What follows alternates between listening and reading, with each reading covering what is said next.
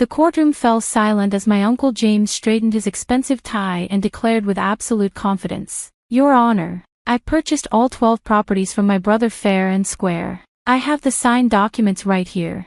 Judge Martinez raised an eyebrow, looking between the stack of papers James's lawyer was presenting and my calm expression. "Ms. Chen, your response to your uncle's claim." I opened my laptop, maintaining eye contact with James as I connected it to the courtroom's display system. "Your Honor, I'd like to show you a video recorded at Sunrise Valley Nursing Home 3 weeks ago. The date and time stamps are authenticated." James's lawyer suddenly stood up, his chair scraping loudly against the floor. "Objection, Your Honor. This evidence wasn't submitted during discovery." "Actually," I smiled, "it was." Page 47 of our evidence list clearly includes a video testimony from Richard Chen, dated March 15th. "Your office acknowledged receipt." The judge nodded. "Objection overruled. Proceed, Ms. Chen." As I pressed play, I watched James's face transform from smug certainty to growing horror. On the screen, my father's face appeared, tired but clear-eyed, as he systematically destroyed James's elaborate scheme to steal our family's legacy. But let me back up and explain how we got here. I'm Anna Chen, 34, a corporate lawyer specializing in real estate transactions. My father, Richard Chen, built a successful property development business from nothing after immigrating to America in the 1980s. Through decades of hard work, he acquired 12 valuable commercial properties across the city. Dad's pride was the Chen Plaza shopping center downtown, but each property had its own story. The apartment complex he bought and renovated for immigrant families, the office building where he gave preferential lease terms to minority-owned businesses, the warehouse he converted into affordable artist studios. Uncle James, my father's younger brother, took a different path in life. While Dad built his business through honest work, James bounced between get-rich-quick schemes and failed ventures. He was always looking for the easy way, the angle to exploit. "Your uncle just needs time to find his path," Dad would say whenever James asked for money. He helped James out of numerous financial holes over the years, always believing his brother would eventually straighten out. 3 years ago, Dad was diagnosed with early-onset Alzheimer's. It was devastating for our family, watching this brilliant, detail-oriented man struggle with basic tasks. My mother Mary became his primary caregiver, but as his condition worsened, we made the difficult decision to move him into specialized care at Sunrise Valley. That's when James started showing up more frequently, always when I was at work. He'd bring documents for Dad to sign, claiming they were routine business matters that Dad had supposedly discussed with him earlier. The nursing staff later told me they felt uncomfortable about these visits, but James would insist it was family business and that he had authority to handle Dad's affairs. I first noticed something was wrong when I was reviewing Dad's quarterly property management reports. Lease payments for several properties had been redirected to new accounts. When I investigated, I discovered paperwork claiming James had purchased all 12 properties for a fraction of their value. The documents were dated over the past year, during periods when Dad's confusion was at its worst. James had taken advantage of his own brother's illness to steal millions of dollars worth of property. Dad would never sell the plaza, I told my mother. He planned to pass these properties to us for community benefit. We need to fight this. But James had prepared well. He had documents, witnesses, all somehow connected to his latest business ventures, and a story about Dad wanting to simplify his affairs before his condition worsened. What James didn't know was that I'd been quietly documenting everything, every suspicious visit, every questionable document, every irregular financial transaction. More importantly, I'd been recording Dad's moments of clarity at the nursing home. Sunrise Valley had an excellent memory care program that helped residents maintain and document their lucid periods. The staff worked with me to record Dad's statements about his properties and his relationship with James. "I would never sell the plaza," Dad said clearly in one recording. "That's for Anna to manage for the community. James knows this. He's trying to steal what I built." We filed a lawsuit to void the property transfers, alleging fraud and exploitation of a vulnerable adult. James countersued, claiming the sales were legitimate and demanding the courts enforce the contracts. That's how we ended up in this courtroom. watching James's carefully constructed scheme collapse as my father's video testimony played on the large screen. In the video, Dad methodically went through each property, explaining its significance and his plans for its future. He directly addressed James's claims, pointing out specific details that proved the sales couldn't have happened as described. The warehouse, Dad said on screen. James claims I sold it last August. I was in the hospital with pneumonia all that month. Check the records. I wasn't signing any documents. The judge leaned forward, clearly engaged. James's lawyer had stopped objecting and was furiously whispering with his client. The plaza, Dad continued. The contract shows I signed it on Mom's birthday. We were all at her celebration dinner. James wasn't even there. He was in Las Vegas that weekend. Check his credit card statements. One by one, Dad demolished the fake sales. He recalled dates, meetings, and details that proved James's documents couldn't be genuine. More importantly, the video showed Dad's clear mental state when discussing these matters. My brother thinks because I'm sick, I don't remember, Dad said sadly, but I remember everything he's doing. He's stealing from his own family. When the video ended, the courtroom was silent except for James's heavy breathing. His lawyer stood up slowly. Your Honor, my client would like to request a brief recess to discuss. To discuss what? Judge Martinez interrupted. How to explain the multiple instances of fraud just revealed, the apparent forgery of documents, the exploitation of a vulnerable adult. The judge turned to James directly. Mr. Chen, I've seen a lot of property disputes between family members, but this is extraordinary. You took advantage of your own brother's illness to steal his life's work.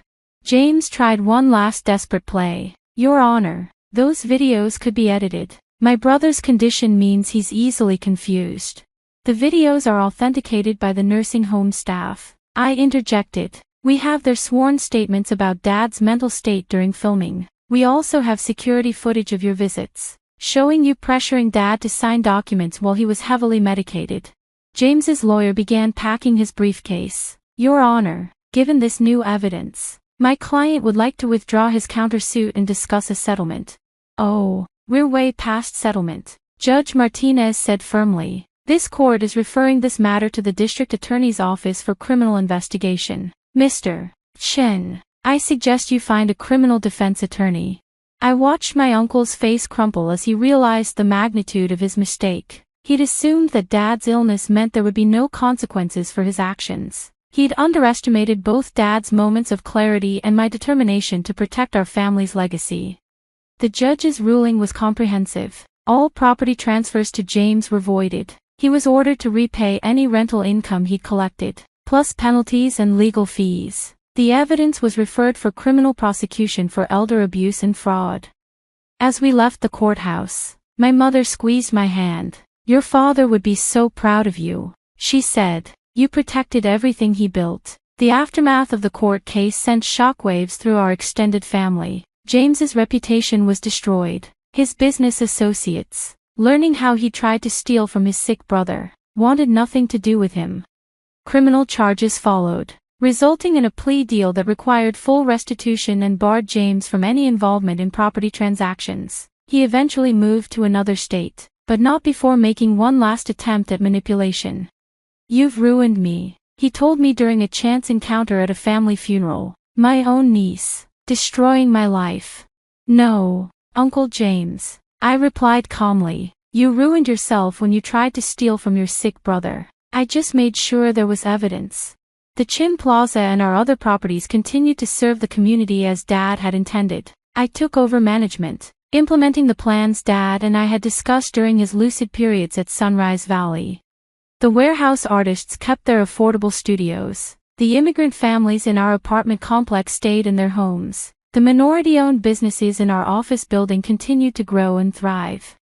Dad's condition progressed as Alzheimer's inevitably does, but he had moments of joy seeing his properties continue their mission. The nursing home staff would drive him past the plaza, and his face would light up with recognition.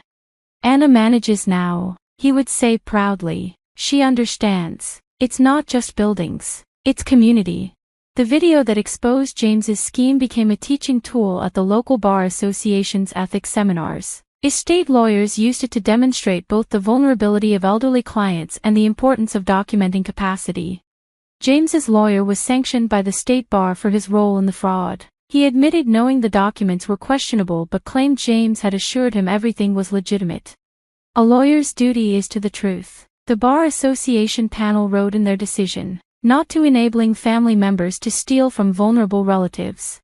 2 years after the court case, I was reviewing property records when I discovered something interesting. James had attempted to take out loans against several properties during the period he claimed to own them. The banks had declined their due diligence, revealing issues with his ownership claims. Your uncle tried to leverage properties he didn't own, my assistant explained, showing me the rejected loan applications. The banks saw red flags and reported them, but the reports went to departments that didn't communicate with each other. This discovery led to a new policy at our management company, regular audits of all property records and loan applications, ensuring no one could ever attempt James's scheme again. The criminal case against James concluded with a plea agreement. He admitted his crimes, agreed to restitution, and accepted a ban from any property-related business. The judge, noting the exploitation of a vulnerable family member, also required community service at an Alzheimer's care facility. Maybe working with dementia patients will teach you empathy, the criminal court judge told him, though I doubt it.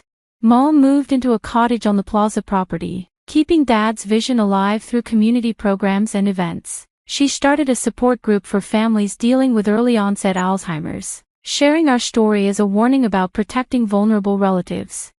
The nursing home strengthened their protocols around document signing, requiring independent verification for any legal or financial papers. They used Dad's case to train staff on recognizing and preventing financial exploitation.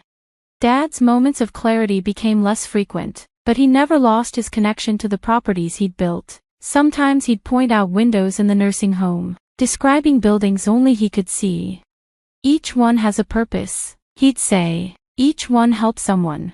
James made one final attempt at redemption, sending a letter through his new lawyer offering to make amends in exchange for dropping the criminal charges. Your uncle still doesn't understand, Mom said, reading the letter. This was never about money, it was about trust and family. We donated the video evidence to an elder abuse prevention organization, which used it to create training materials for financial institutions and healthcare workers. Dad's story helped protect other vulnerable seniors from similar exploitation.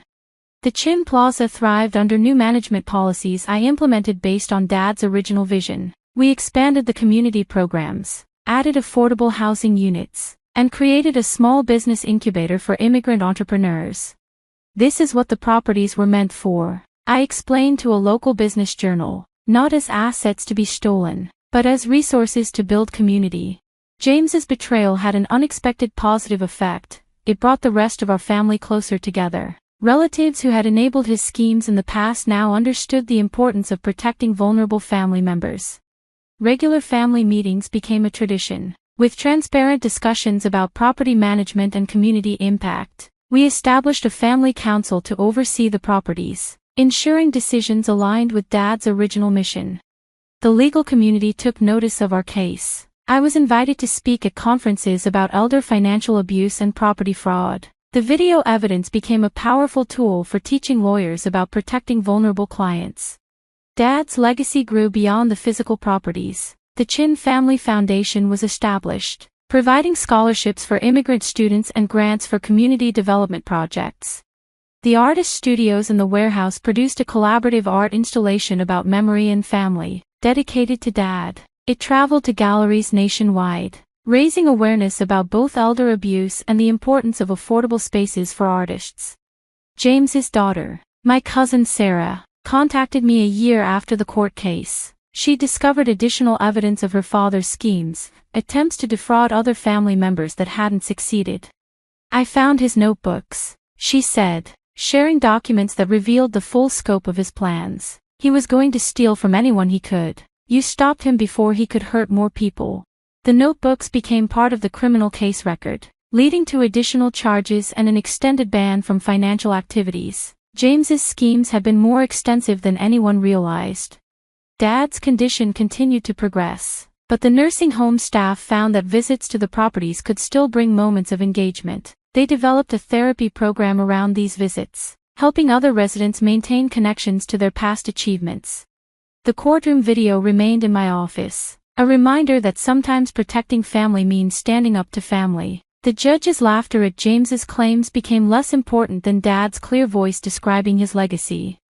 5 years after the court case, the Chen Plaza hosted a community celebration of Dad's vision. Tenants, residents, and community members shared stories about how the properties had impacted their lives.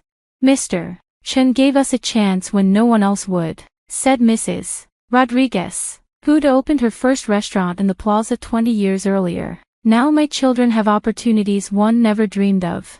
James never attended family gatherings again, his shame or anger keeping him away, but his attempts to steal our family's legacy had only made that legacy stronger, more resilient, and more focused on its original purpose. The properties remained in family management, protected by legal structures I created based on our experience. Future generations would continue Dad's mission of building community through responsible property development. Dad's video testimony, which had exposed James's fraud, became part of our family history. It showed not just the defeat of a deception, but the strength of a man who, even facing cognitive decline, fought to protect what he'd built for others. The judge's laughter at James's claims was just a moment in court, but Dad's vision for his properties continues to change lives. His legacy isn't just in buildings or legal victories, but in the communities that thrive because he understood that property ownership comes with responsibility. And that's something no fraudulent document could ever steal.